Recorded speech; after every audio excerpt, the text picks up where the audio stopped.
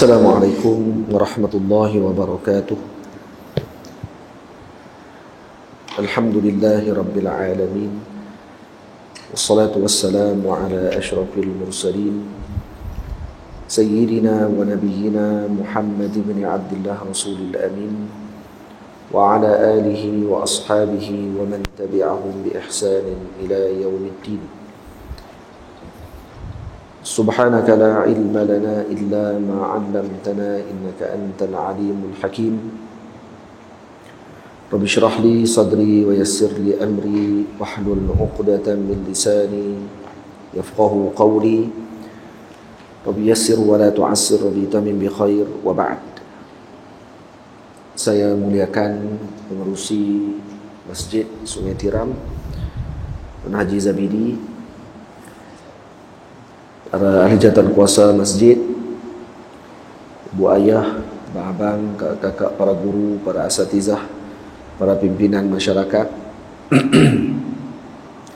Semoga Allah Subhanahu wa taala mengurniakan rahmat dan maghfirah kepada kita semua berkat junjungan besar Nabi kita Muhammad sallallahu alaihi wasallam. Dah berapa lama kita tak bertemu lepas PKP dan sebagainya, jadi masih lagi dalam tempoh PKP ini. Moga-moga kita diberikan kelepasan dan diselamatkan daripada segala ujian dan balak daripada Allah Subhanahu wa taala. Kita sambung bacaan kitab Fathul Muta'ali fi Adabil Ilmi wat Talaqqi pada muka surat yang ke-36 bagi tulisan Jawi, bahasa Jawi, dan bagi tulisan Rumi muka surat 37 pada bait yang ke-104, rangkap 104, no?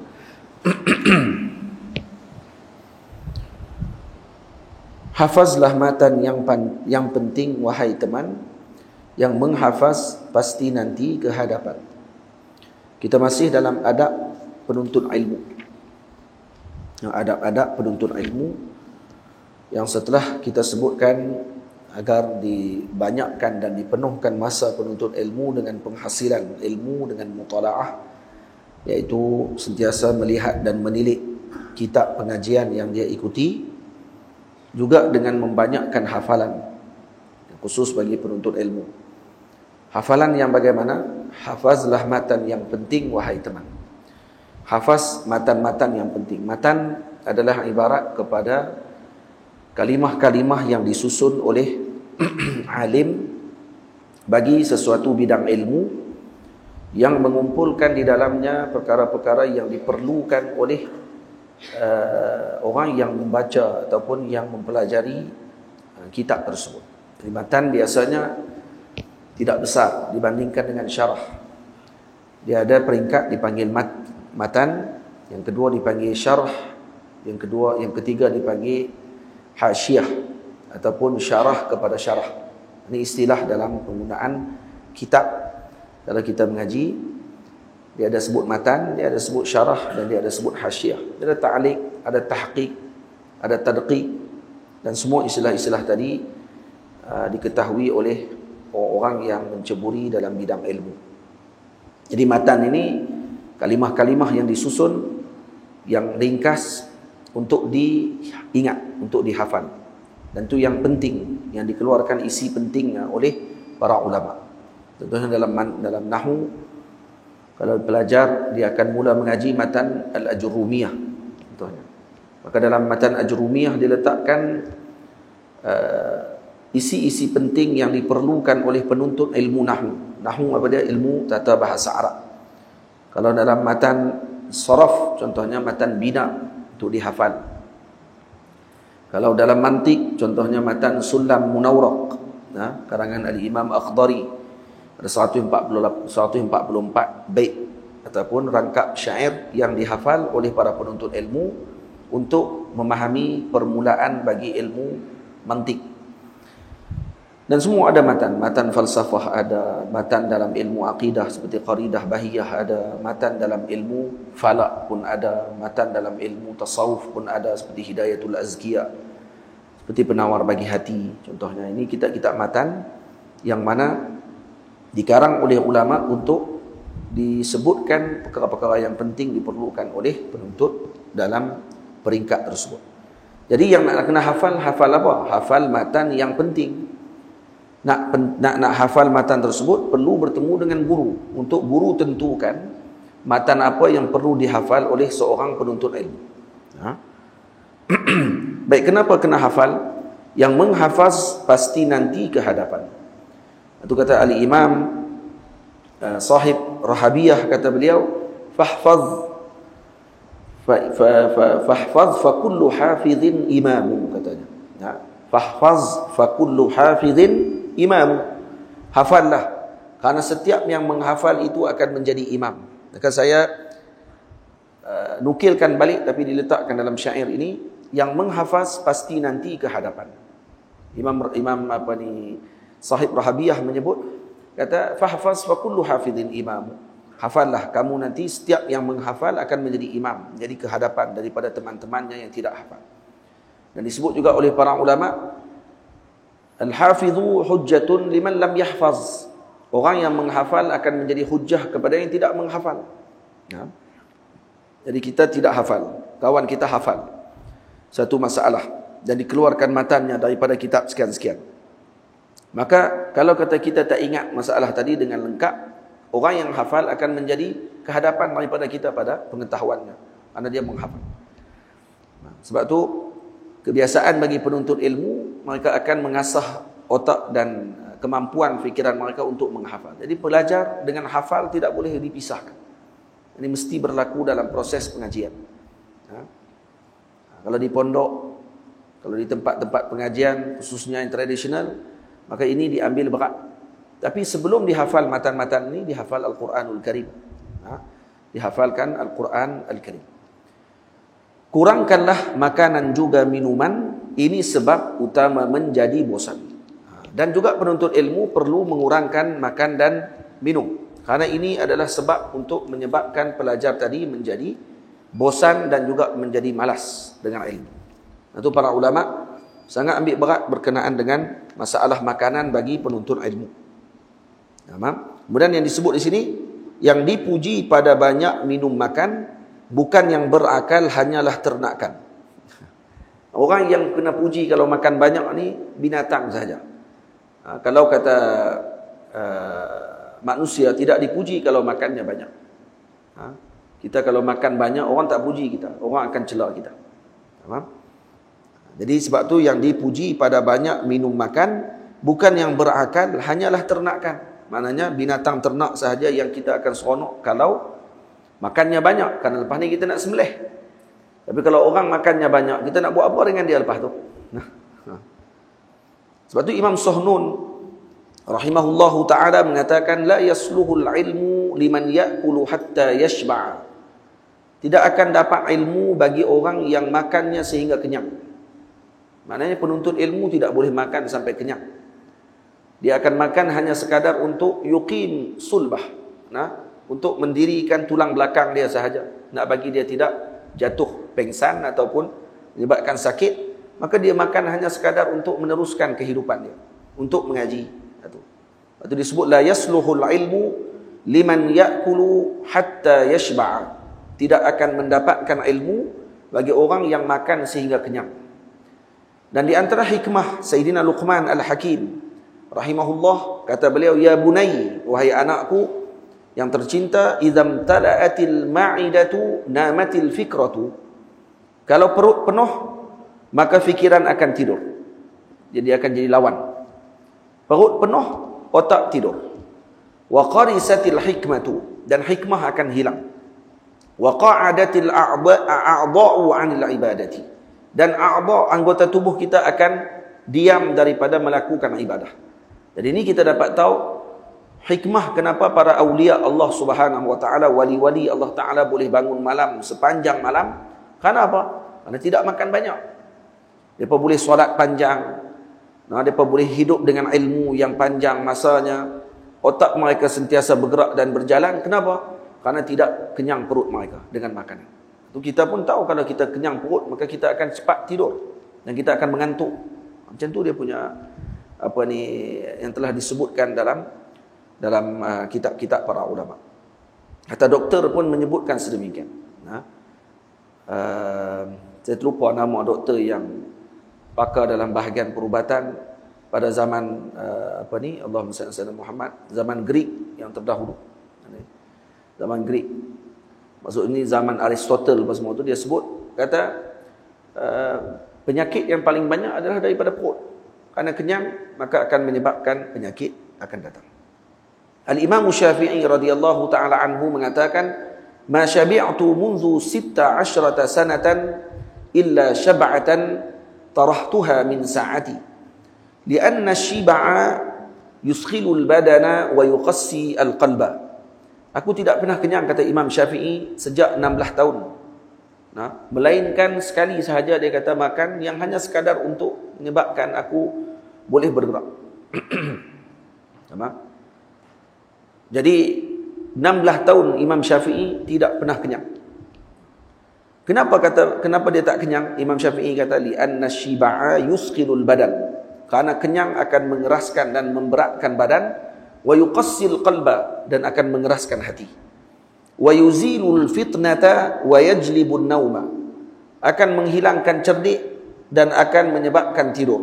Wa yud'ifu sahibahu 'anil ibadati, dan akan menyebabkan orang yang kenyang tersebut malas untuk melakukan ibadah. Itu sebab dia. Dan pengajian ilmu adalah ibadah, dan ini a'zam ibadah. Karena apa? Dengan ilmu kita akan mengenal Allah Subhanahu wa taala, dengan ilmu kita mengenal Rasulullah sallallahu alaihi wasallam. Kalau kata kita kenyang sangat-sangat, menyebabkan badan kita jadi malas dan kita akan tinggalkan ilmu. Sebabnya. Ini disebut dalam Hilyatil Awliya. Dan kata Sayyidina Umar ibn al-Khattab radhiyallahu taala anhu, kata beliau, "Iyyakum wal bitnah fit ta'ami wasyarabi." Jaga-jaga kamu daripada makan sampai terlalu banyak ketika makan dan minum. Fa innaha mafsadatun lil jasadi mawrasatun lil fashali maksalatun 'anis salati. Makan yang banyak akan menyebabkan kerosakan pada tubuh. Kata Imam Umar, Sayyidina Umar radhiyallahu anhu, mawrasatun lil fashal, akan menyebabkan kegagalan, maksalatun 'anis salah, menyebabkan kemalasan daripada sembahyang. Wa 'alaikum bil qasdi fihima. Hendaklah kalian sederhana. Jangan terlalu banyak. Sikit sangat pun tak boleh juga. Sayyidina Ali radhiyallahu taala anhu kata, jangan selalu sangat makan daging, dan jangan tak makan langsung pula selama 40 hari. Sayyidina Ali radhiyallahu taala anhu wa karramallahu wajhahu alaihi salam menyebutkan nasihat tersebut. Jangan tak makan daging langsung, dan jangan makan kerap sangat pula. Tiap-tiap hari daging. Tiap-tiap hari makan daging akan menyebabkan kita jadi seperti binatang maging, pemakan daging. Perangai dia jadi macam tu. Jadi perongoh, dia nak marah orang, jadi ganah, jadi kasar, nafsu dia naik. Hatta nafsu batin dia pun akan makin naik pada waktu tersebut. Kerana apa? Kerana terlalu banyak makan daging. Tu kalau tuan-tuan tengok Mak Saleh, orang putih, makanan dia apa dia? Steak. Malam steak, esok pagi pun burger, tengah-tengah hari burger. Macam burger nasi, burger daging, steak daging, burger. Dia ulang kat tu. Akhirnya jadi apa? Jadi binatang. Jadi binatang pada ketika. Sebab tu kita orang Islam, kita ni adalah semi-vegetarian dia sebut. Kita ni adalah semi-vegetarian. Tak terlalu makan vegetarian sangat, tapi kebanyakan kita ni lebih kepada sayuran. Daging kita makan dengan portion yang tidak banyak. Sebab tu dalam Islam suruh makan juga. Anjurkan korban. Allah Ta'ala anjurkan korban dan diberi makan kepada golongan yang bukan berkemampuan untuk makan daging sepanjang tahun. Rupanya boleh makan juga sekali daging dalam satu tahun. Maksud jangan tinggal langsung daging. 40 hari kata Sayyidina Ali, jangan ditinggalkan 40 hari tidak makan langsung daging dalam 40 hari. Kerana nanti akan menyebabkan akhlak kita jadi buruk. Akhlak buruk juga kalau tak makan langsung. Sebab tu khairul umur awsatuha. Yang terbaik adalah pertengahan. Jangan kerap, jangan tinggal terus. Maksudnya vegetarian sangat-sangat pun tak boleh juga. Tak kena juga. Jadi carnivore terus pun tak kena juga. Jadi apa dia? Semi vegetarian. Nak kata omnivore, boleh jadilah. Omnivore, maknanya tidak carnivore, tidak herbivore. Tahu binatang apa tu?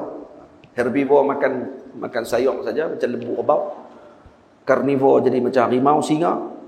Lepas tu harimau, singa tak boleh hidup kalau tak ada kalau tak ada aniab, tak ada dia punya gigi dan juga taring dan juga kuku dia tak boleh hidup. Sebab tu dalam kita punya fiqh mazhab kita Syafi'i, tidak boleh makan binatang yang berkuku dan bertaring. Maknanya apa dia? Binatang yang berbulu dengan kuku dan taring, maknanya juga dia tak boleh hidup kalau tidak ada kuku dan taring. Itu maksudnya. Kalau berkuku bertaring sahaja dengan syarat tadi, kalau ada tak boleh makan. Kita tak boleh makan kijang. Kijang ada taring. Macam kijang ada taring tak? Pernah tengok kijang? Pernah tengok depan mata kijang? Kalau kita makan daging kijang tengok muka kijang. Kijang taring dia panjang. Ada kijang dipanggil sebagai apa dia orang panggil? Dracula apa atau nama? Yang tu yang ada wangian tu, yang keluar wangian misik. Kasturi itu keluar daripada pusat dia. Yang tu taring dia panjang. Kita tengok depan mata nampak panjang taring dia, masya-Allah. Tu kalau kata kita pergi pegang dia, ada siap kulit kita. Habis tu boleh makan tak kijang? Boleh makan. Tu ada taring. Sang kancil, pelanduk, ada taring. Mouse deer, bahasa Inggeris, ada taring. Habis itu kita kata dalam hadis Nabi kata tidak boleh makan binatang yang bertaring. Tu boleh makan pula. Maksud bertaring, dia tak boleh hidup kalau tak ada taring. Kijang, pelanduk, tak ada taring pun dia boleh hidup. Dia boleh makan rumput, dia boleh makan sayur. Tapi kalau singa, harimau tak ada taring, Allah, habis terus.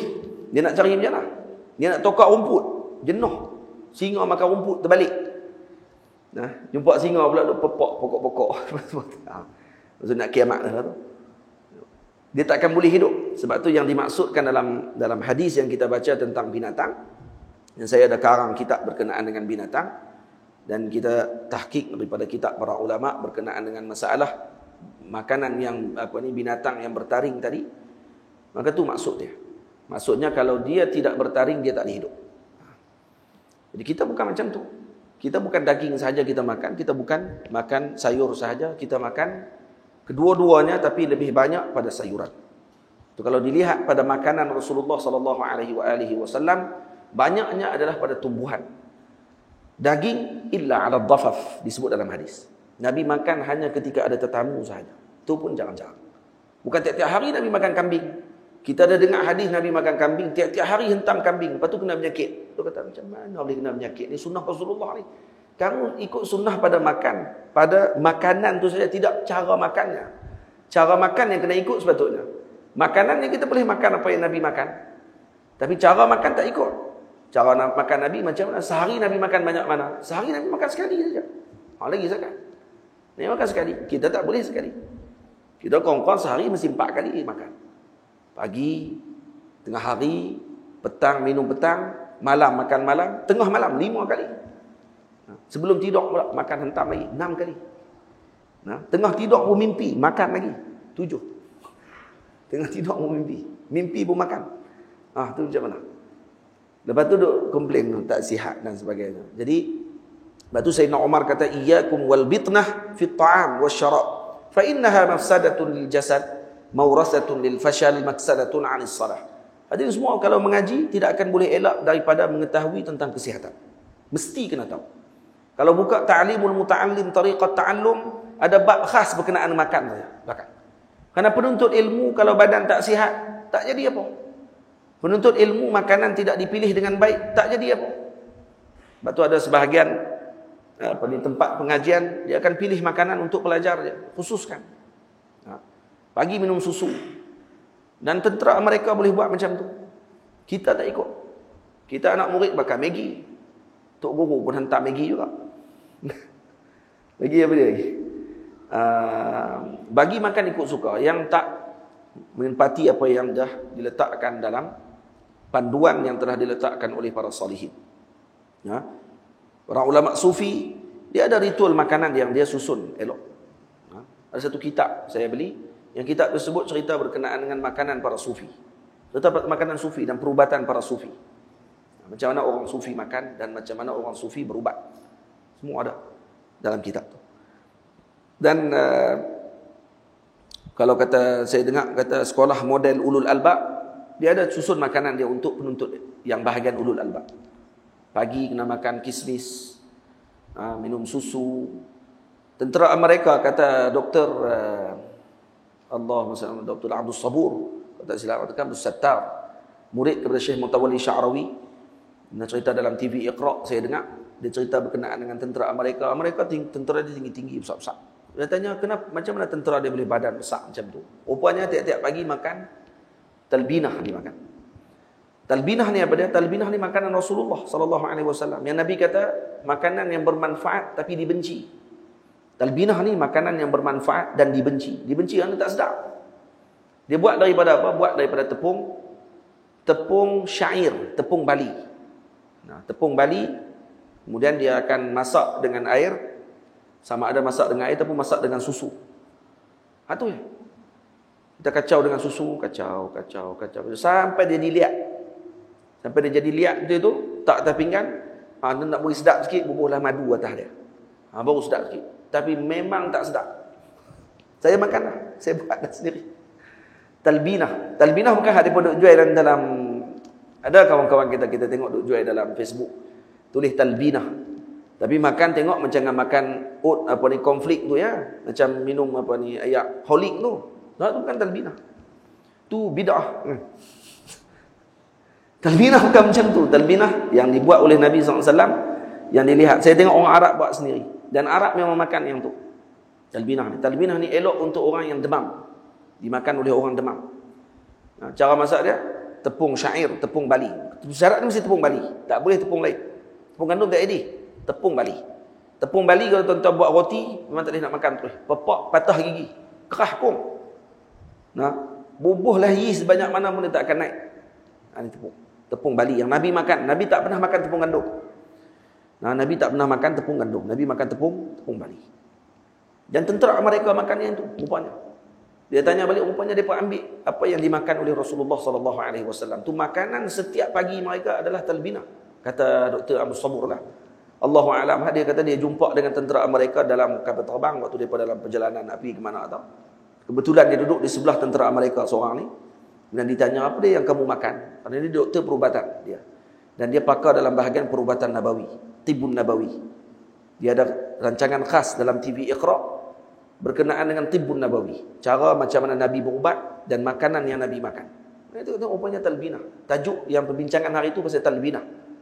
Dan dia cerita macam mana talbinah Nabi makan, dalam hadis macam mana disebut. Hadis perubatan Rasulullah bagaimana dan sebagainya. Maka masya-Allah, Allah kalau kita amalkan perkara tersebut, insya-Allah khair. Tapi payah nak cari tepung syair. Dari Mesir pun payah cari.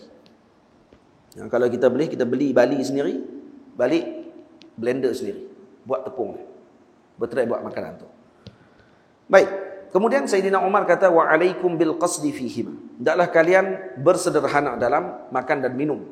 Fa innahu aslahu lil jasad wa ab'adu 'anis saraf. Karena dia lebih baik untuk jasad kamu dan jauh daripada pembaziran. Wa innallaha la yubghidul habarash samin. Sayyidina Umar kata, dan Allah membenci alim yang badannya besar. Sebut innallaha la yubghidu al-habaras samin. Al-habras samin, bukan al-habar, al-habrus samin. Maksudnya Allah Ta'ala tak suka dengan alim yang badannya besar. Satu hari ada seorang alim, nama apa? Al-Imam Muhammad bin Hasan Syaibani. Imam Hasan bin Syaibani badannya Masya Allah, besar badannya, gemuk. Jumpa dengan Al-Imam Sufyan Al-Thawri. Sufyan Al-Thawri jumpa dengan Al-Imam Muhammad Hasan Syaibani, anak murid kepada Al-Imam Abu Hanifah. Temu. Kemudian Imam Sufyan tegur dia. Ma'hazas siman. Ini apa alim besar gemuk? Maksudnya aib bagi zaman tersebut, alim badannya gemuk, aib. Jadi Imam Sufyan Al-Thawri tegur. Ma'hazas siman. Ini apa gemuk macam ni? Maka kata Imam Sufyan Al-Thawri, kata Imam Muhammad bin Hasan Syaibani, hadza bisababi farhi lil Islam. Ini kerana aku gembira dengan agama Allah, makan sampai tak ingat, gemuk. Kerana gembira dengan agama Allah Ta'ala. Jadi kalau kita pada besar, orang tanya, awak besar sangat ni. Kerana gembira dengan agama Allah Ta'ala. Jadi saya kerana gembira tu saya makan. Dia kata, tak ingat apa. Itu jawapan pelepah diri orang panggil. Kan? Baik. Nabi kita Muhammad SAW dalam hadis disebut, kata, sebagian riwayat disebut, kata, perut Nabi ini seperti bata yang tersusun. Perut Nabi seperti bata yang tersusun. InsyaAllah. Maknanya apa dia? Sit back. Perut Nabi. Itu pada ketika Nabi muda. Ketika Nabi hampir wafat, Allahumma salli ala sayyidina Muhammad, dalam riwayat disebut bahawa perut Nabi agak sedikit ke depan. Sedikit, tapi tidak mengurangkan kecantikan dan keindahan wajah Rasulullah SAW. Baik. Qala Sahlu bin Abdullah at-Tustari rahimahullah, ja'ala Allahu fi syaba' atau fi syiba'i al-jahla wal ma'siyah wa fil ju'i al-ilma wal hikmata. Sayyidina Sahl bin Abdullah at-Tustari mengatakan Allah Taala menjadikan pada lapar itu kejahilan dan maksiat, dan pada kelaparan tersebut dengan ilmu dan hikmah. Lapar dapat ilmu dan hikmah. Kenyang jahil dan juga maksiat. Biasanya orang akan buat maksiat ketika mana perutnya kenyang. Betul, Al-Imamul Ghazali mengatakan bahawa ketika perut ini kenyang, maka anggota badan akan lapar pada ketika tersebut. Maka dia akan buat maksiat. Perut kenyang, anggota tangan, anggota mata, anggota kaki, anggota yang ada pada tubuh kita ni akan mula lapar. Dan waktu itu dia akan mula cari buat kerja dia. Ketika perut lapar, anggota kenyang. Dia terbalik. Nah, perut kita lapar, anggota kita kenyang. Maksud dia akan berhenti daripada melakukan yang tidak sepatutnya. Perut kita kenyang, anggota pula lapar. Jadi lawan perkara tersebut. Sebab tu tak heran orang yang perutnya sentiasa kenyang, dia akan melakukan perkara yang di luar daripada yang diarahkan dan dianjurkan dalam syarak. Tamam? Sebab tu dalam syair disebut, ya talibal ilmi bashiril wara'a, wahai penuntut ilmu hendaklah kalian wara', wahjurin nauma watruki syiba'a, dan tinggalkan tidur dan tinggalkan kenyang. Dawim 'ala ad-darsi la tufariquhu fal ilmu bid-darsi qama wartafa'a. Katanya dawim 'ala ad-dars, hendaklah kalian sentiasa dengan pengajian, la tufariquhu, jangan tinggalkan pengajian. Fal ilmu bid-darsi, ilmu dengan mengaji, qama wartafa'a, maka akan angkat dan tinggi dengan sebab kamu mengaji tersebut. Hati-hati, nak kena mengaji. Ilmu ni kena mengaji. Ilmu bukan dengan gelar semata-mata. Kita dengan seronok sangat orang panggil kita itu, panggil kita ini. Kita kenal diri kita siapa. Nah, jangan seronok sangat orang panggil kita ini. Kita tahu kita siapa dia. Kalau kita bukan ustaz, orang panggil kita ustaz, patutnya kita malu. Nah, ini gelar kepada yang sepatutnya. Tapi orang panggil kita ustaz, kita pun syok waktu tu, tak kata apa. Nah, tak boleh macam tu. Sekarang dia jadi trend, trend. Pakai kepiah atas kepala ustaz semua. Cakap sikit bab agama ustaz semua. Post tiap-tiap hari pasal tazkirah apa semua sekali, ustaz terus jadi lepas tu. Tak payah dia ngaji lama-lama. Tak payah pergi jumpa dengan guru. Tak payah pergi duduk dalam majlis ilmu. Tak perlu mengaji mengikuti sistem dan turutan. Terus jadi tok guru waktu tu, jadi ustaz. Ini fasadnya akan berlaku kalau tidak ditegur, kalau tidak dipesan, kalau tidak diberikan panduan. Kadang main jumpa dengan kita minta nasihat. Ustaz tolong minta nasihat, tok guru nak minta nasihat sikit apa semua kali. Bila kita setuju, sokong, maka dia akan kata baguslah tok guru ni. Inilah tok guru yang dicari oleh anak-anak muda. Inilah tok guru yang mana sentiasa memberikan panduan dan nasihat. Pada tok guru tu dah sokong dia, cuba tok guru tu tegak dia tengok. Terus dengki. Tak tengok keperluan anak muda. Oh, kata tu pula dah. Maknanya kegembiraan dia tadi ketika guru tadi hanya bersama dengan dia saja pada waktu itu. Bila tok guru tu mula tegur dia, mula dia menjauhkan diri dan mula dia mencela dan melakukan yang tidak baik kepada guru tersebut. Mana ikhlasnya kita dalam meminta nasihat dan sebagainya. Betul kita ikhlas minta nasihat.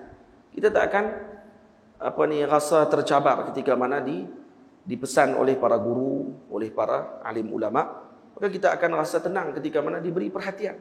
Karena sayanglah mereka bagi perhatian. Kalau tak sayang, mereka buat tak tahu lah. Suka hang lah, nak pergi ke mana. Maka tu dalil kepada ainu at-tark. Tanda kepada tinggal guru tadi daripada kita, dia tidak nasihat lagi kita pada waktu itu. Kalau kita buat salah pun dia tak nasihat. Tanda dia sayang dan kasih kepada kita, dia akan bagi perhatian. Kalau dia nasihatkan kita tu maknanya apa dia? Dia kasih dengan kita. Dia tengok kita. Kalau tidak, tak buat. Dia buat tak tahu. Ayah kasih sayang dekat anak. Dia akan nasihat anak dia. Dan nasihat memang pedih. Itu je. Tak nama nasihat kalau tak pedih. Benar nasihat ni, dia tak ada yang syok. Ada orang nasihat kita dan kita syok tu. Memang ikhlas betul ya. Ustaz tolong nasihat saya Ustaz. Oh, cara minta tu. Lepas tu kita pun nasihat. Jangan kalut, jangan tak puas hati. Banyak suruh nasihat apa ni? Ustaz tolong nasihat saya. Anta hebat. Anta memang kemah. Anta memang tak ada orang boleh lawan anta. Ustaz tu dia syok. Banyak nak bukan nasihat. Tolong puji saya Ustaz. Tu ayat dia sebenarnya. Tapi dilapik dengan nasihat. Ustaz tolong puji saya. Na'udzubillah min dzalik. Moga Allah Taala lindung kita daripada ada perasaan tersebut. Jaga-jaga. Jaga-jaga dengan perkara tersebut. Bahaya. Berpadalah dalam segenap urusan, itulah pesanan sebaik utusan. Jadi nak makan dan sebagainya, berpadalah. Lepas tu Sayyidina Umar kata apa? Alaikum bil qasdi fihi ba. Hendaklah kalian bersederhana dalam makan dan minum. Berpada-padalah dalam segenap urusan. Apa sahaja urusan. Makan dan minum pun kena bersederhana. Ayak pun kalau lebih sangat pun orang nasihat, ayak kena minum banyak. Banyak mana nak kena minum ayak? 24 galen, jenuh. Meninggal tu. Ayak minum sesuai dengan tubuh kita saja. Kalau badan kita 100 kilo, ayak mesti 1/4 daripada berat badan kita. Betul tak?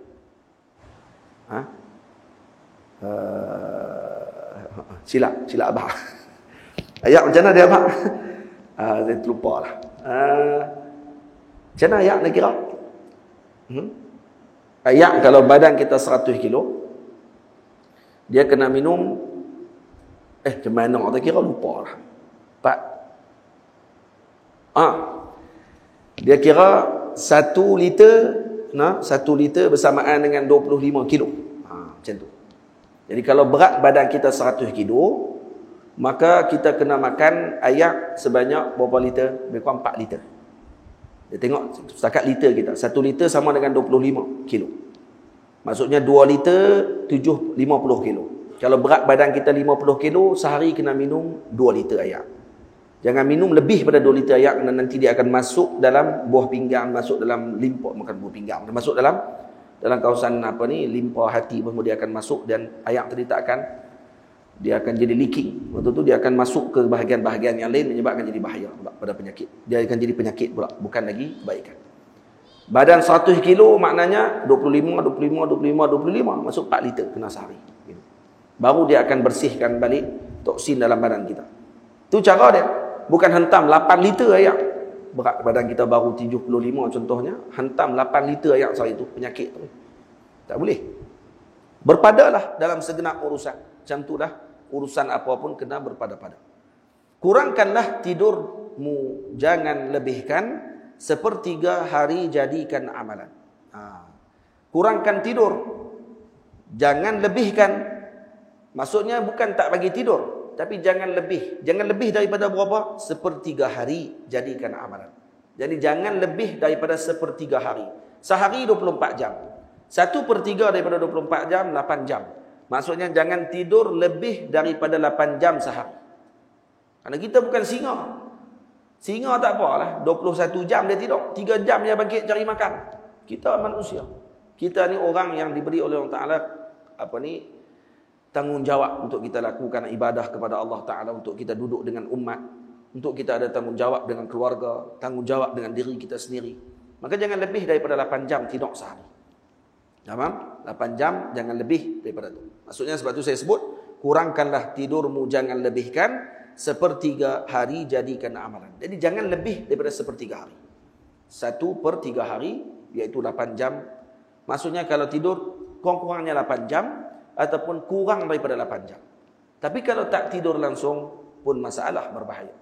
Al-Imam Sayyidi Ma'ul Ainain rahimahullahu ta'ala cerita tentang ayahnya. Ayah beliau, Sayyidi Mamin. Ini orang Mauritania. Sayyidi Mamin rahimahullah, wali Allah Ta'ala. Dan dia kata sepanjang dia duduk dalam pengajian, dia tidak pernah tidur selama 2 tahun. Tak tidur langsung 2 tahun. Bayangkan, dengan ilmu, sibuk dengan ilmu sampai tak tidur. Al-Imam Nawawi rahimahullahu ta'ala waktu belajar di Dimashq, tidak tidur selama 2 tahun, meletakkan lambungnya di tanah. Maknanya tidur pun tertidur dan duduk, bukan berbaring. Tak pernah berbaring di Dimashq. Sepanjang pengajian dia tak pernah tidur berbaring.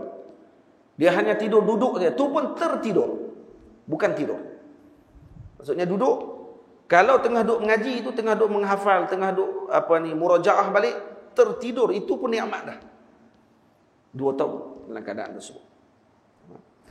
Sayyidi Mamin rahimahullahu ta'ala, ayah Sayyidi Ma'ul Ainain pun sama juga, 2 tahun tak tidur terus.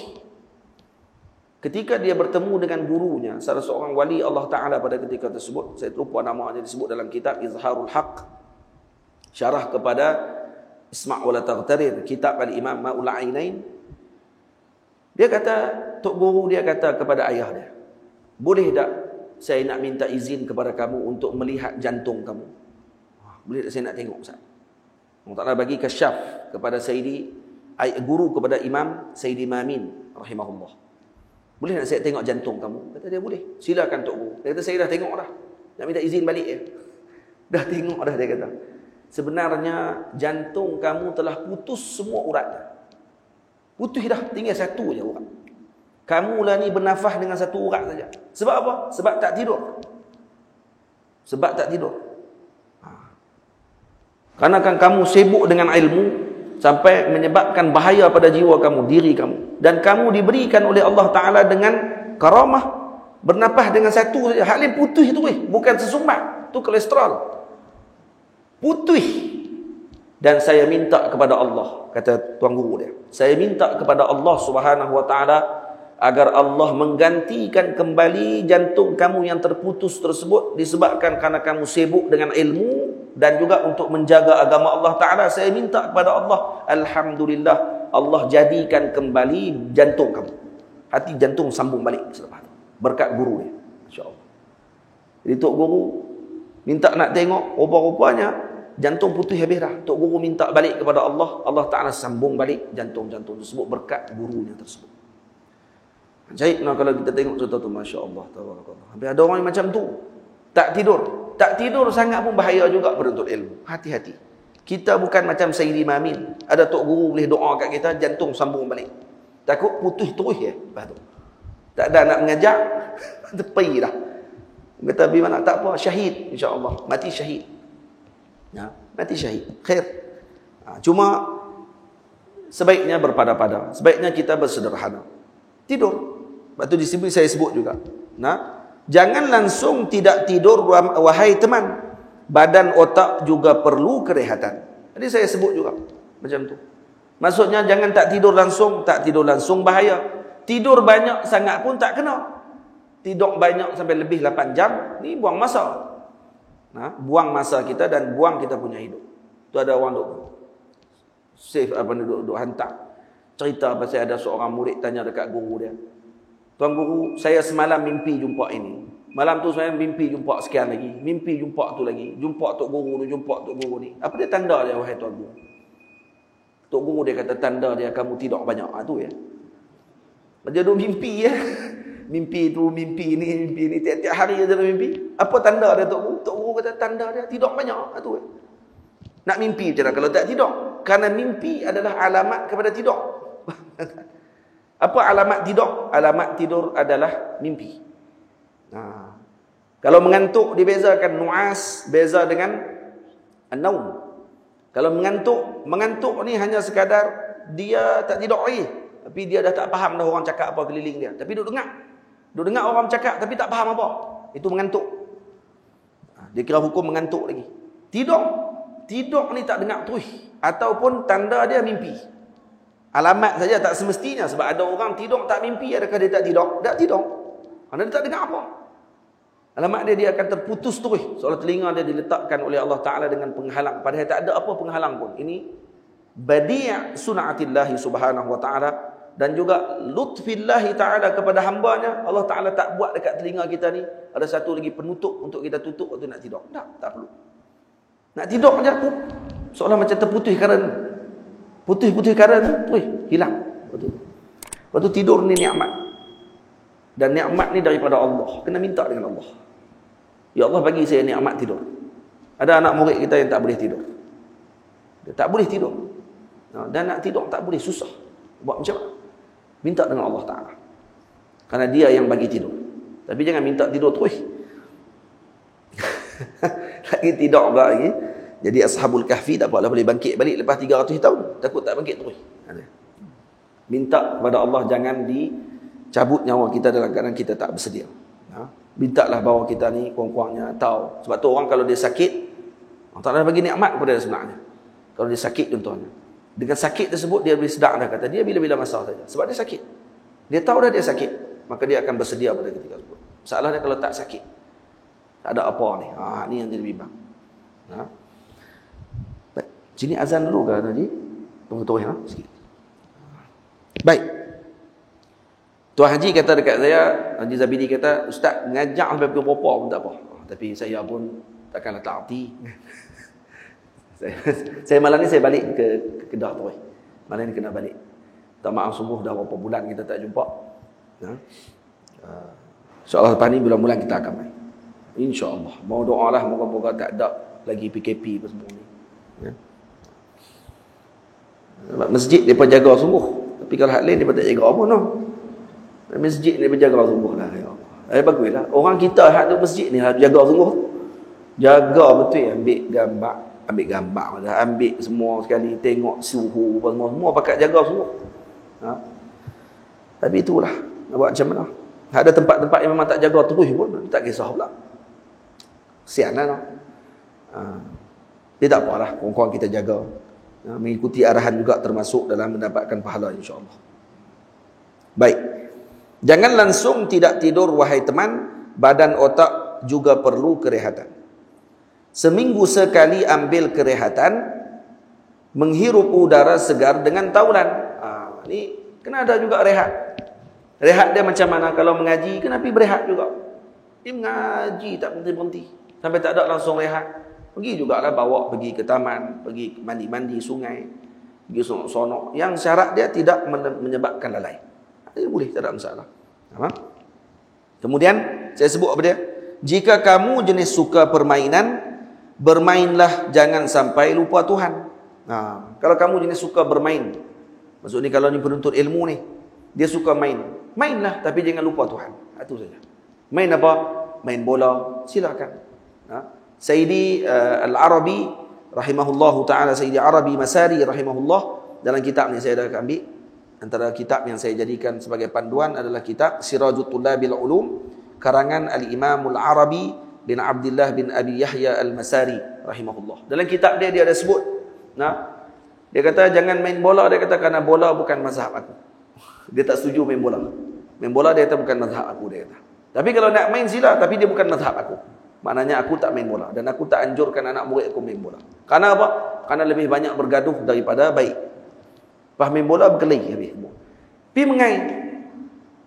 Tangkap ikan ke, pi mandi sungai ke, pi apa ni, panggil apa, taman rehat dan sebagainya, pergi, kena bawa. Kalau guru kita ada ma'at hafiz dan sebagainya, kena bawa juga anak murid kita pergi berehat. Tapi janganlah berehat tiap-tiap hari. Tiap-tiap hari berehat mengaji bila ada waktu dia. Sebab tu kalau kata disusun oleh para ulama, seminggu sekali seorangnya. Kena pergi juga seminggu sekali. Jangan sebulan, nanti takut dia jadi hilang dah dia punya semangatnya. Dia jadi boring. Jadi malal. Karena jiwa manusia macam tu. Dia ada malal, dia ada boring. Dia menyebabkan dia jadi tak larat. Karena ilmu ni berat. Kalau diberatkan lagi, maka dia akan putus dan patah terus harapan dia dengan ilmu. Jangan diberatkan. Pergi tenang-tenang saja. Relax. Karena yang bagi ilmu bukan kita. Allah Subhanahu Wa Taala. Guru hanya sebagai wasilah sahaja. Guru hanya sebagai sebab sahaja. Yang bagi adalah Allah. Kalau guru menganggap dia yang bagi, maka dia akan kecewa nanti. Soalnya dia yang bagi semua. Tak, Allah Ta'ala yang bagi. Kalau kita anggap macam tu, insya-Allah murid kita akan dipandu, akan dipimpin dengan baik.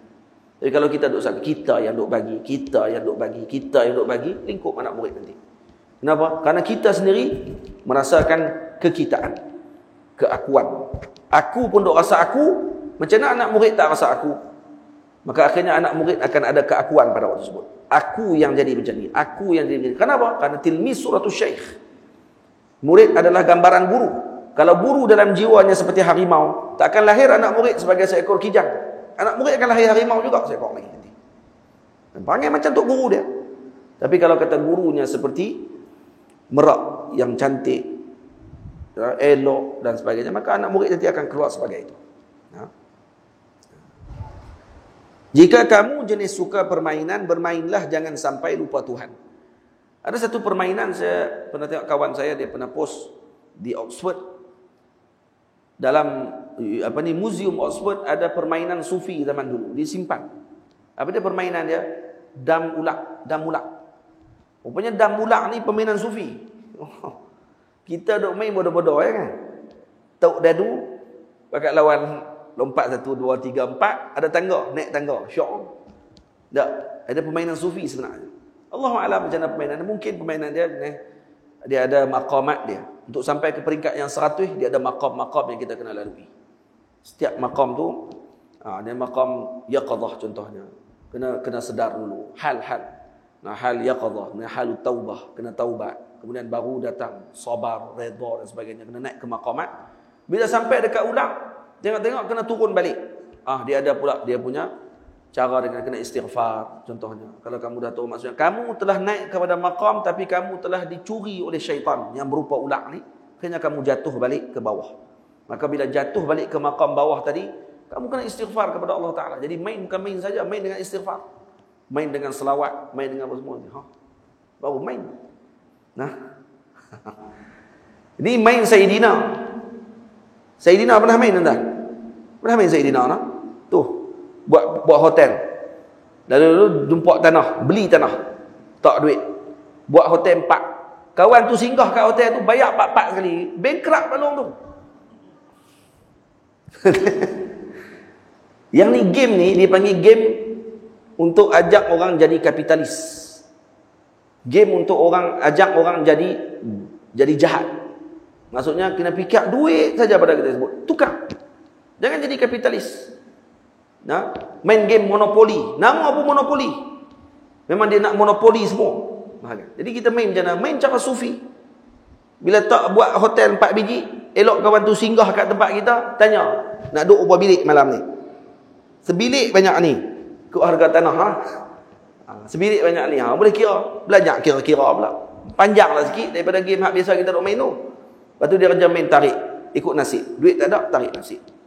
Nasib Allah kena gadai pula dah. Ni. Itu game yang boleh menyebabkan orang tu akan terjiwa dengan jiwa tersebut. Itu kadang-kadang benda-benda macam ni kena hati-hati juga. Kalau kata kita nak main, sebab dia kadang membina sikap dan peribadi. Sebab tu kalau game ulak yang diajak tadi ni, saya tengok, rupanya ada pada permainan sufi main macam tu. Permainan sufi main tu. Dah ni tak ada lah benda-benda macam tu. Anak-anak muda semua pakat main game dah. Tak ada lagi nak duduk dengan orang. Dulu kita main juga 7 kasut. 7 tin.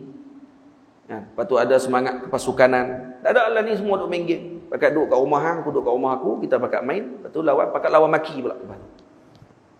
Yang ni yang berlaku. Zaman ni zaman yang ajaib. Jadi kena hati-hati dan kita kena perhati elok-elok anak-anak cucu kita. Tamam. Itu mengaji ni benda berat. Jadi kena ada rehat juga. Sebab tu saya sebutkan sekali panduan yang telah disebutkan oleh para ulama bagaimana dalam pengajian.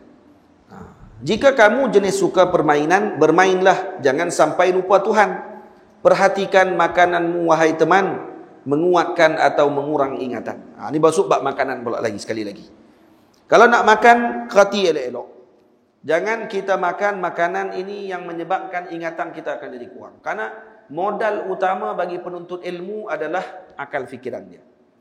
Kalau yang ni lemah, maka akan menyebabkan lemahlah pengajian daripada waktu tersebut. Dia akan tertinggal, dia akan jadi lemah semangat. Maka kena perhati elok-elok. Maknanya para ulama tidak hanya melebihkan satu sudut saja pada sudut spiritual. Juga melihat pada sudut yang bersifat material. Makan dia macam mana. Karena ini semua membentuk kepada jiwa peribadi kita. Sebab tu dalam Al-Quran bila Allah Ta'ala sebut berkenaan amal soleh, didahulukan dengan makan. Ya ayyuhalladzina amanu kulu minat thayyibat wa'malu shalihan. Kulu minat thayyibat dulu, makan yang baik-baik. Baik-baik di sini apa dia? Yang halal. Thayyibat minal yang halal maksudnya. Makan yang halal. Kemudian wa'malu shalihan, baru buat amal soleh. Allah tak kata ya ayyuhalladzina amanu i'malu shalihan wa kulu minat thayyibat. Tak. Karena itu para ulama mufassir mengatakan bahawa amal soleh adalah imbal balik kepada makan yang kita makan. Kalau makanan kita baik, maka amal soleh akan lahir daripada makanan tersebut. Maksudnya hasil makanan kita amal soleh. Lain daripada apa yang kita makan tadi, yang bukan baik, maka tidak akan melahirkan amal soleh.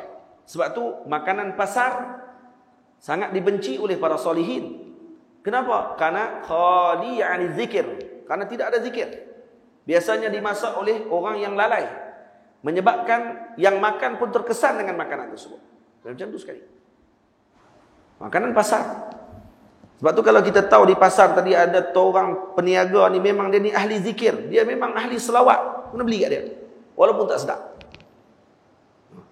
Kenapa? Karena dia masak dengan selawat. Oh, tu Syekh Syekh Ammar patut laku kerana dia masak dengan iman. Nasi apa tu? Biryani. Tapi mahal. Jadi kena perhati benda tu dengan baik. Ada seorang alim, seorang penuntut ilmu, waktu dia mengaji, yang hantar makanan dia ayah dia. Al-Imam Syafi'i sepanjang belajar di Madinah Al-Munawwarah dengan Imam Malik, ibu dia akan hantar makanan daripada Makkah. Roti disiapkan oleh ibunya, bekal disiapkan oleh ibunya. Siapa-siapa yang balik daripada Madinah, yang nak pergi musafir ke Makkah, ke Madinah balik untuk berniaga dan sebagainya, ibu dia akan bagi bekal tadi, suruh dibawa kepada Imam Syafi'i. Jadi Imam Syafi'i hanya makan bekal ibunya saja, tak makan yang lain. Macam tu sekali. Ada seorang anak waktu duduk di pondok, ni dalam kitab Ta'limul Muta'allim dia cerita. Anak ni duduk di pondok, duduk di tempat pengajian. Satu hari ayah dia datang ke pondok dia dan tengok waktu tu ada roti daripada luar. Maksudnya roti daripada pasar ada dalam bilik dia. Ayah dia tak cakap dengan dia 3 hari. Ayah dia dah janji 3 hari sekali akan hantar makanan. Dalam 2 minggu sekali, 2 kali akan hantar makanan. Maksudnya harapkan dia makan roti. Roti dia tahan. Jadi bila roti tahan ni boleh tahan 3 hari, 4 hari, kemudian hantar pula yang kedua. Satu hari si ayah datang, tengok-tengok anak ada roti dalam rumah. Ni bukan roti ayah dia. Bukan ayah dia buat. Bukan ayah dia marah. Marah ayah dia tak mau cakap. Tak cakap 3 hari. Anak ni main minta maaf dekat ayah dia. Minta maaf ayah. Bukan roti saya. Saya sentuh pun tak roti tu. Memang dia tunggu tak makan. Roti siapa? Roti kawan saya. Kawan pondok saya yang lain, dia main ke bilik saya, dia bawa roti. Dia nak bagi saya roti tu. Tapi saya tak makan, dia kata. Cuma dia bawa roti tu, dia tertinggal kat bilik saya. Saya tak makan. Apa kata ayah dia? Wahai anakku, kalau kamu warak, kawan kamu tak buat macam tu dekat kamu. Maknanya kamu tak warak. Lepas tu kita kadang-kadang bila duduk dengan kawan-kawan kita, kalau kata kita ni orang yang warak, jaga, orang tak akan main-main dengan kita, bercakap benda yang bukan-bukan depan kita dan sebagainya. Tapi kalau kata kita pun tidak warak, maka orang akan bercakap ikut suka. Orang akan buat apa saja depan kita. Karena kita sendiri tak jaga. Tidak? Itu. Sampai macam tu sekali ulama dulu jaga bab makanan. Karena tu mereka jadi. Kita sekarang ni yang tu kita paling tak jaga sekali. Susahlah. Sungguh. Orang yang bukan Islam, mereka nak merosakkan orang Islam ni, senang saja. Makan. Bab makan. Sayyidina Umar kata, kami tidak bimbang dengan solat malam kami. Kami bimbang makanan yang kami makan waktu siang. Kalau kami tak bangun malam, maknanya siang kami tadi ada masalah dengan makanan. Yang kami bimbang makanan kami, bukan solat malam kami. Karena kalau makanannya elok, malam kami akan dipenuhi dengan ibadah. Kalau malam tidak bangun dengan ibadah, maknanya siang tadi lingkup dengan makanan yang tidak diberkati oleh Allah Ta'ala. Macam tu.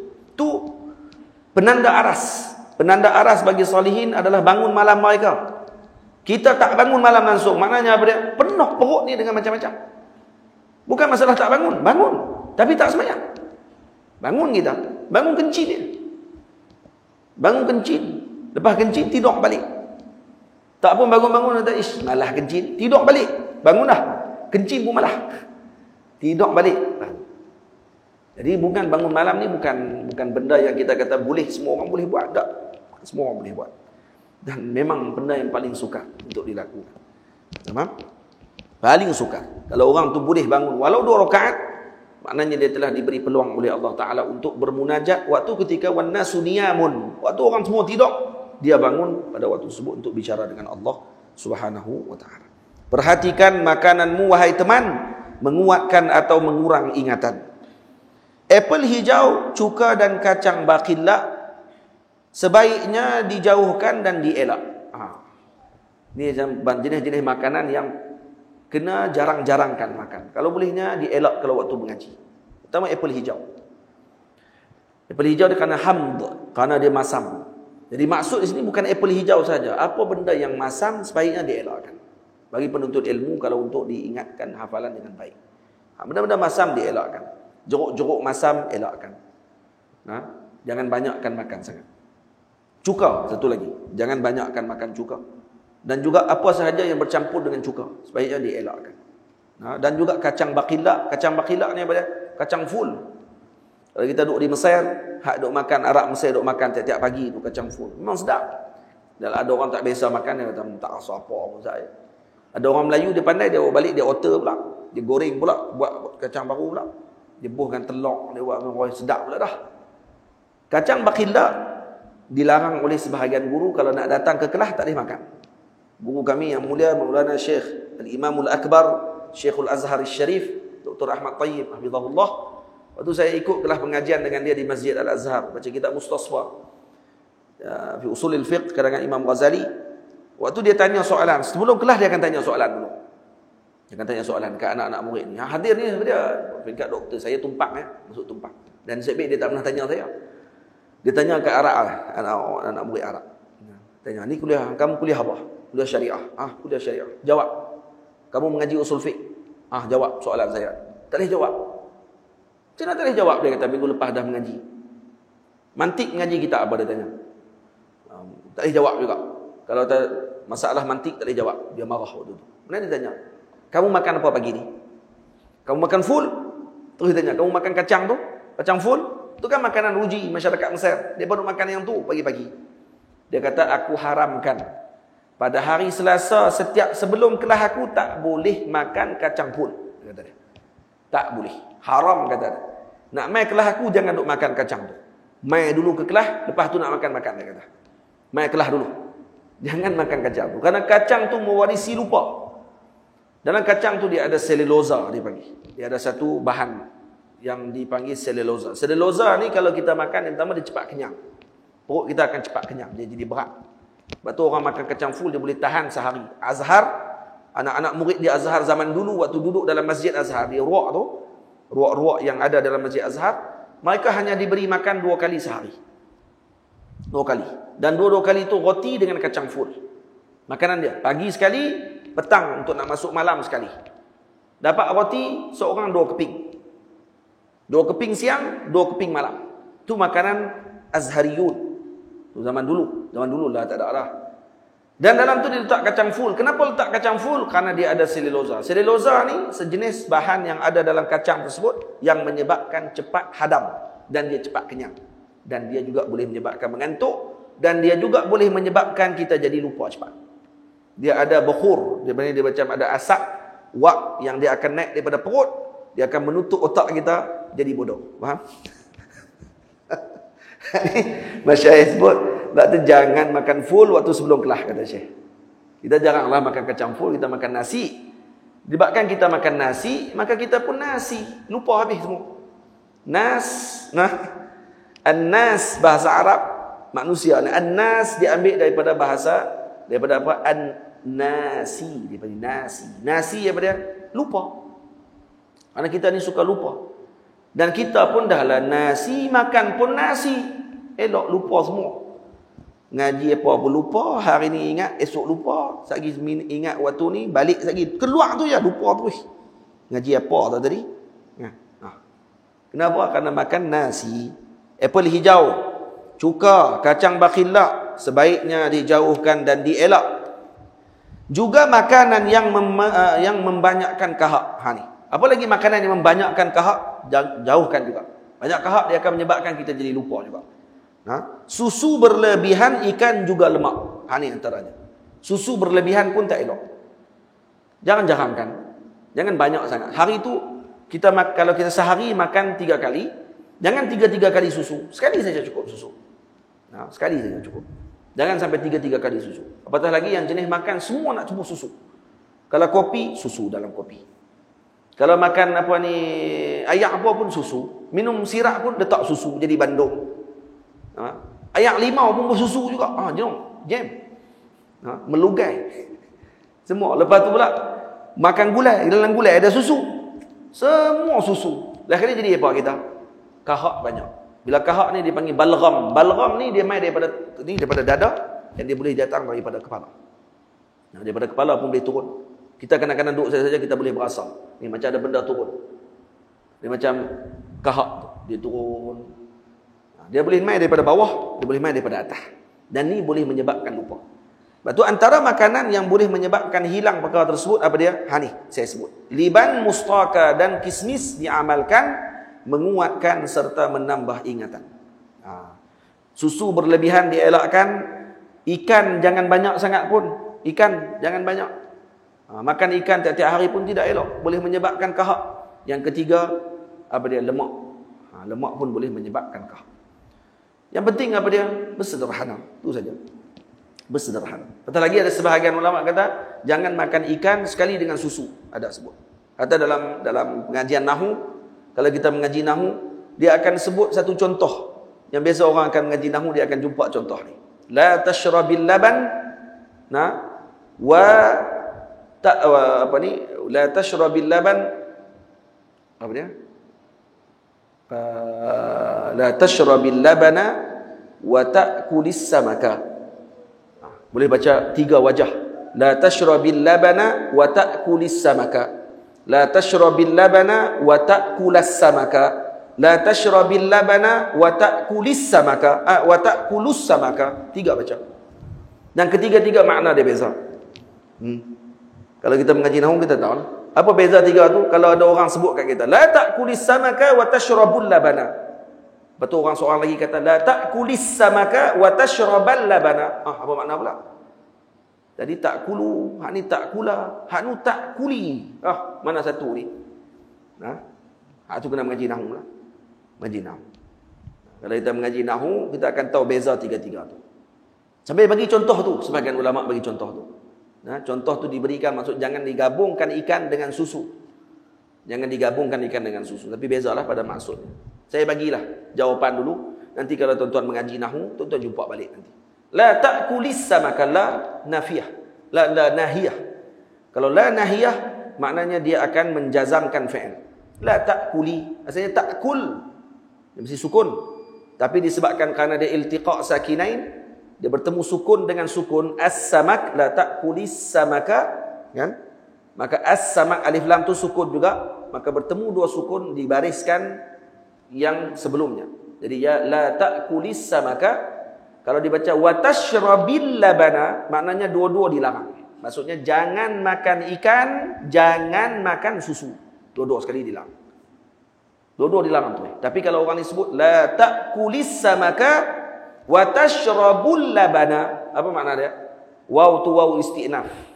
Maknanya waw bukan ataf, bukan dia gabung. Waw ni waw ayat baru.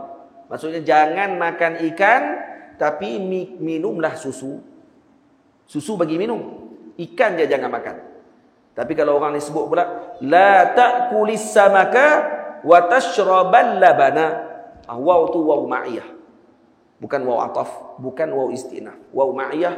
Waw ma'iyah dia akan menasabkan fi'il setelahnya dengan an mudmarah, wujuban, wajib. An tadi dimudmarkan, maksud disembunyikan.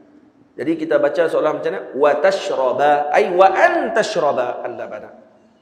Jadi apa maksud dia? Jangan makan ikan bersama dengan susu.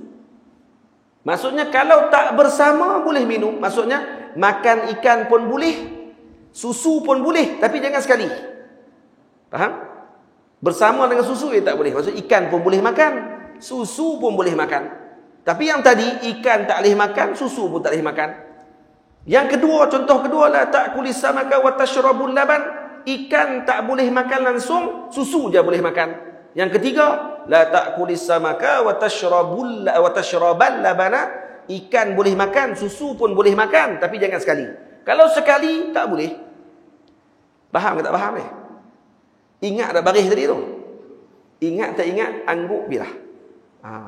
Lepas tu nanti tengok balik rakaman ni, kalau kata ada rakaman, tentang apa Ustaz cerita tadi. Yang kami tahu, jangan makan ikan, jangan makan susu ya. Baris tak ingat. Baik. Jadi Allahumma salli ala Sayyidina Muhammad. Makan liban. Liban apa dia? Liban zakar. Last, habis dah. Kita nak habis dah. Liban zakar. Liban zakar apa dia? Arabic gum. Kena makan. Nak cari Arabic gum. Bukan Arabic gum ada bubuh dalam susu tu, dalam kopi tu. Beli kopi 3 dalam 1, ada Arabic gum. Ngarut. Mohong Bolehlah ada syok awal-awal tu 3 dalam 1 ni masalah. Jangan kita duk amalkan. Bahaya.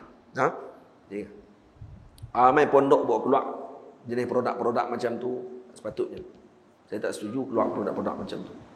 Kerana produk-produk macam tu sebenarnya mematikan umat, bukan menghidupkan umat. Kalau nak keluar betul, jual terus liban zakar.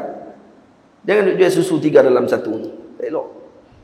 Benda tu boleh menyebabkan kencing manis lah, menyebabkan macam-macam penyakit dan sebagainya.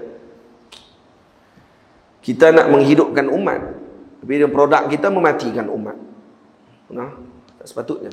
Sebab tu kita di pondok saya takkan buat lah produk-produk tu. Pondok saya, kalau di pondok saya, kalau Ustaz nak bagi laku ni, kena buat ni produk 3 dalam 1 ni. Pakai jual orang duk main zawiyah apa semua sekali, bagi jual kat mereka. Satu bekas tu. Susu, dalam tu ada Arabic gum, dalam tu ada kurma lah apa semua kali. Tak boleh buat itu. Tak boleh. Cara lain lah. Tak perlu guna yang tu. Baik. Arabic gum, kalau tuan-tuan beli di Mesir murah. Sikit je, murah. Balik rendam dalam ayak. Kalau tu jenis rendam. Rendam dalam ayak semalaman, esok tu minum ayak tu. Sekali dengan dia hancur dah tu, minum. Itu baik untuk kesihatan kita. Dia akan menghilangkan balgham, menghilangkan kahak kita. InsyaAllah akan menguatkan ingatan. Dan ini amalan Al-Imam Syafi'i radhiyallahu anhu. Di Mesir ada jual Arabic gum ni dalam bentuk chewing gum.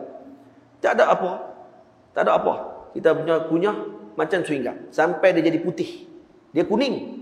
Kita akan kunyah dia sampai jadi putih. Sampai hilang. Dia memang tak ada pasal apa pun. Yang itu baik untuk menghilangkan balgham. Diamalkan. Ini liban. Dipanggil liban zakar. Yang kedua mustaka.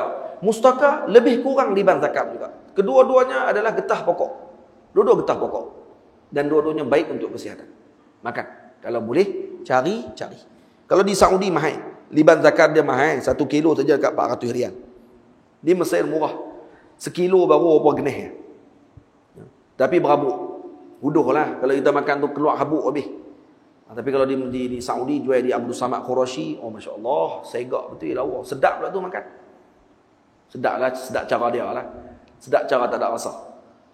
Itu liban zakar. Elok kalau kata diamalkan oleh kita semua. Dan kismis. Kismis diamalkan pada setiap hari satu kali makan dengan ala riq. Maksudnya bukan dengan air. Dengan minum, tanpa minum air. Kalau minum air pula, kismis jangan banyak. Kata ulama, kismis kalau terlalu banyak akan memerlukan air yang banyak pula. Sebab dia akan jadi panah. Tegak kita jadi panah, kita kena minum air. Minum air, maka akan hilanglah dia punya faedah dia. Karena tujuan kita makan tadi untuk mengelakkan daripada kena ayak yang banyak ni, minum pula banyak lagi, akhirnya jadi hilang faedah. Maka makan sehari 7 biji, ataupun 14 biji, ataupun 21 biji. Jangan lebih-lebih. Lagi pergi ambil segenggam makan macam tu, memang minum ayak banyak abad. Jadi panah, hilang faedah dia. Baik. Jadi ini antara perkara yang perlu dilakukan oleh para penuntut ilmu.